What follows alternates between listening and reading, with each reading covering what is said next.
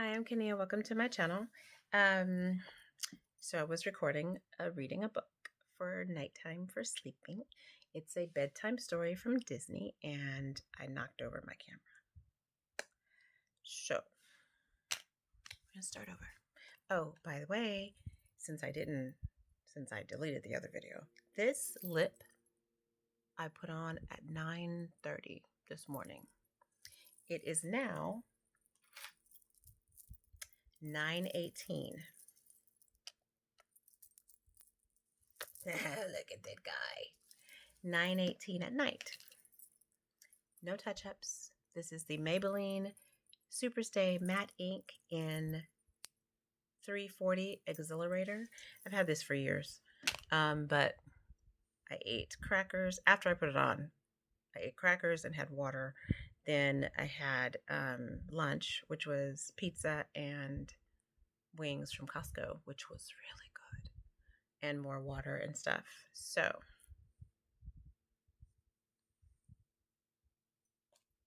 very good stuff. If you've not checked it out, it's really good. Okay, so I started to read this book, this particular story. I've already chosen it. So this is the book, Disney Bedtime Favorites. And there are several stories in here. These are the names of the stories. Toy Story, The Big Campout, The Lion King, Simba's Big Secret, Bambi, The Secret Adventure, Lilo and Stitch, Doggone It Stitch, Mickey Mouse and the Pet Shop, Sleeping Beauty, A Lullaby for Fairies, Monsters, Inc., The Spooky Sleepover, Cinderella, Bedtime for Gus, 101 Dalmatians, Lucky's Busy Afternoon, Peter Pan, To the Rescue, Finding Nemo, The Surprise Party, Dumbo, A Brand New Act, Bunnies, A Day with Papa, Pinocchio, A Nose for Trouble, The Aristocats, The Coziest Carriage, Winnie the Pooh, Best Friend Sleepover, Aladdin, Abu Monkeys Around, Donald Duck Goes Camping, and Cars, Mater in Paris. I have begun to read The Aristocats, so we are going to read it again, even though it's your first time hearing it. The Coziest Carriage on page 227. Okay. The Aristocats, Coziest Carriage. And I will be very careful. So, because these are bedtime stories, I want you to lay down, close your eyes, snuggle up with your blanket or your sleepy toy or mommy or daddy, and get yourself ready for sleeping. Okay? One day, O'Malley and Duchess took the kittens to visit their dear friend Scat Cat. O'Malley had lived in the same neighborhood as Scat Cat back when they were both alley cats. But then O'Malley had met Duchess and her kittens, Berloise, Toulouse, and Marie. He'd liked them so much he decided to become part of their family. They all lived in a grand mansion with their owner, Madame Bonfamille. Even though he'd moved, O'Malley liked to go visit his old pals. Scat Cat lived in a junkyard, in a broken-down carriage that had once been very grand. Now the spokes on the wheels were damaged, and there was an enormous hole in the roof.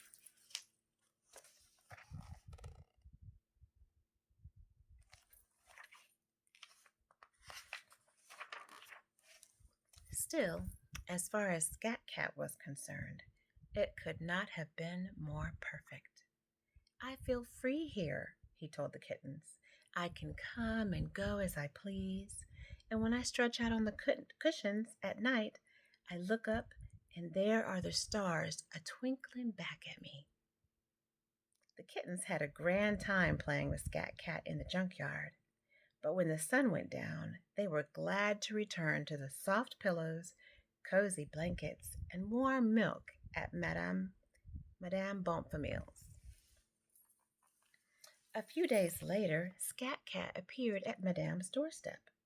My carriage is missing, he explained to his friends. I went into town to stretch my legs, and when I got back, poof, the carriage was gone. You will have to stay with us, said Duchess. I'm sure Madame would be delighted to have you as our guest. Oh, goody, the kittens cheered.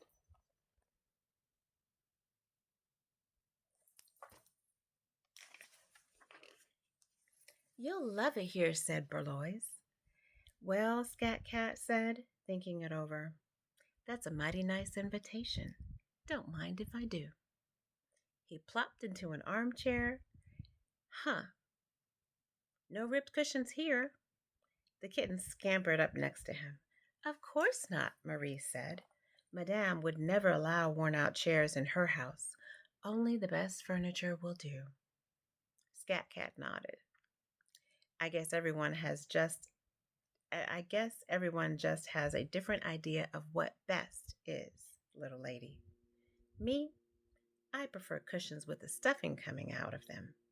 But who knows? Maybe I'll get used to this. Would you like to paint with me? Toulouse asked. How about I play a little piano music? Volunteered Berlois. Or you could sing with me, Marie offered. Now, children, Duchess said. Scat Cat just arrived. Let him settle in a bit.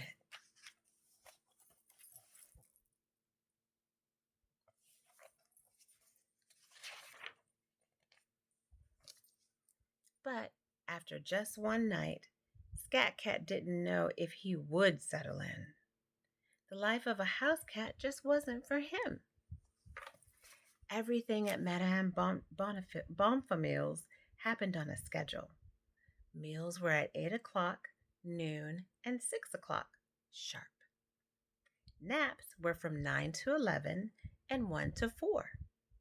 Outings took place at 4:30. The rest of the time was spent in the house or in Madame's small walled garden. The old cat was used to coming and going as he pleased. Do you know what I miss most? Scat Cat said with a sigh.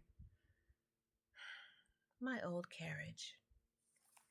What I wouldn't give to be able to look up at the sky and count the twinkling stars as I drift off to sleep on those lumpy, worn-out cushions.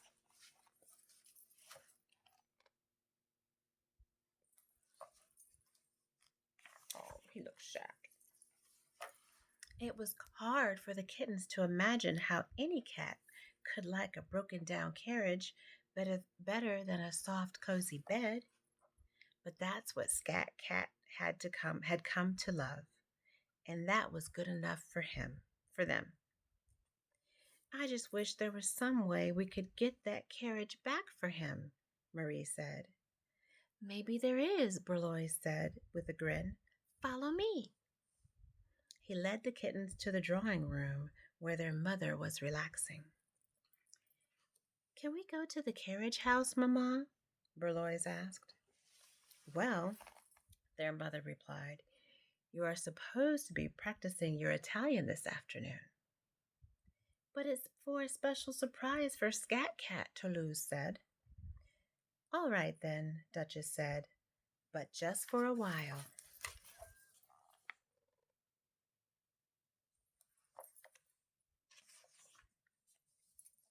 A few minutes later, the kittens were inside Madame's carriage house.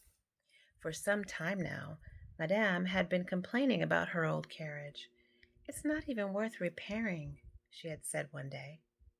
With this in mind, Berlois climbed into the carriage and pounced on the old upholstery. Come on, dig in, he said gleefully. Toulouse and Marie joined him, and in no time the kittens had those cushions looking like the ones in Scat Cat's old cottage.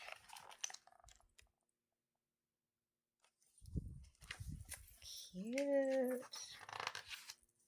Don't forget the roof, Marie reminded her brothers. The kittens raced up to the top of the carriage where they jumped and bounced. After a triple backward somersault, Toulouse crashed through the carriage roof, making a huge hole. "Hooray!" cheered Marie. Just then, Madame walked in. She looked at the carriage. "It looks worse than I remember. Take it away at once." That evening, the kittens got permission to take Scat Cat to the junkyard. "I don't believe it," Scat Cat exclaimed when they showed him his new home. "It's even more torn up than my old carriage. It's perfect. How can I ever say thank you?"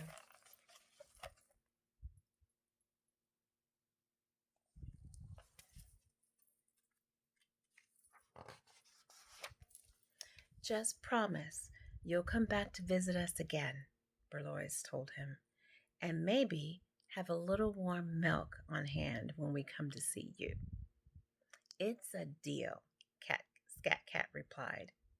The kittens visited with their friend until the moon began to rise. Then they waved goodbye and headed home to snuggle beneath their cozy blankets. In his new carriage, Scat Cat looked at the stars and smiled contently before drifting off to sleep.